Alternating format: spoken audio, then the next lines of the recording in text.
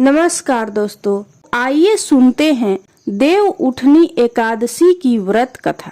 एक राजा के राज्य में सभी लोग एकादशी का व्रत रखते थे। प्रजा तथा नौकर चाकरों से लेकर पशुओं तक को एकादशी के दिन अन्न नहीं दिया जाता था। एक दिन किसी दूसरे राज्य का एक व्यक्ति राजा के पास आकर बोला, महाराज कृपा करके मुझे नौकरी पर रख लें।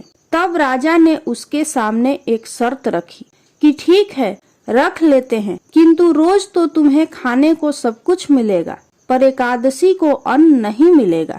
उस व्यक्ति ने उस समय हाँ कर ली, पर एकादशी के दिन जब उसे फलाहार का सामान दिया गया तो वह राजा के सामने जाकर गिड़गिड़ाने लगा, महाराज इससे मेरा पेट नहीं भरेगा, मैं भूखा ही मर जाऊंगा, मुझे अन्न दे दो। राजा ने उसे शर्त की बात याद दिलाई, पर वह अन्न छोड़ने को राजी नहीं हुआ। तब राजा ने उसे आटा, दाल, चावल आदि दिए। वह नित्य की तरह नदी पर पहुंचा और स्नान कर भोजन पकाने लगा। जब भोजन बन गया तो वह भगवान को बुलाने लगा, आओ भगवान, भोजन तैयार है। उसके बुलाने पर पीताम्बर धारण किए भगवान चतुर्भुज रूप में आ पहुँचे तथा प्रेम से उसके साथ भोजन करने लगे। भोजन आदि करके भगवान अंतर ध्यान हो गए तथा वह अपने काम पर चला गया। 15 दिन बाद अगली एकादशी को वह राजा से कहने लगा कि महाराज मुझे दुगुना सामान दीजिए। उस दिन तो मैं भूखा ही रह गया। राजा ने कारण पूछा तो उसने बताया कि हमारे साथ भगवान भी भोजन करते हैं, इसलिए हम दोनों के लिए ये सामान पूरा नहीं होता। यह सुनकर राजा को बड़ा आश्चर्य हुआ। वह बोला, मैं नहीं मान सकता कि भगवान तुम्हारे साथ खाते हैं। मैं तो इतना व्रत रखता हूँ, पूजा करता हूँ, पर भगवान ने मुझे कभी दर्शन नहीं दिए।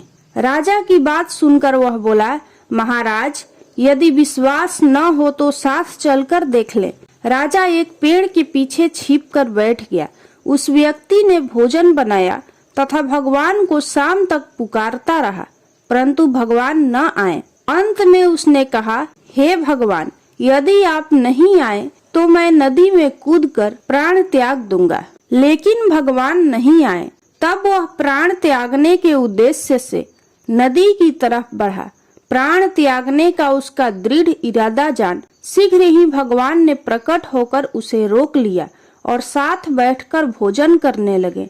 खा पीकर वे उसे अपने विमान में बिठाकर अपने धाम ले गए। यह देख राजा ने सोचा कि व्रत उपवास से तब तक कोई फायदा नहीं होता जब तक मन शुद्ध न हो। इससे राजा को ज्ञान मिला। वह भी मन से व्रत उपवास करने लगा और अंत में स्वर्ग को गया। बोलिए श्री हरि विष्णु की जय। यदि आपको यह कथा अच्छी लगी हो तो कमेंट बॉक्स में श्री हरि विष्णु की जय जरूर लिखें।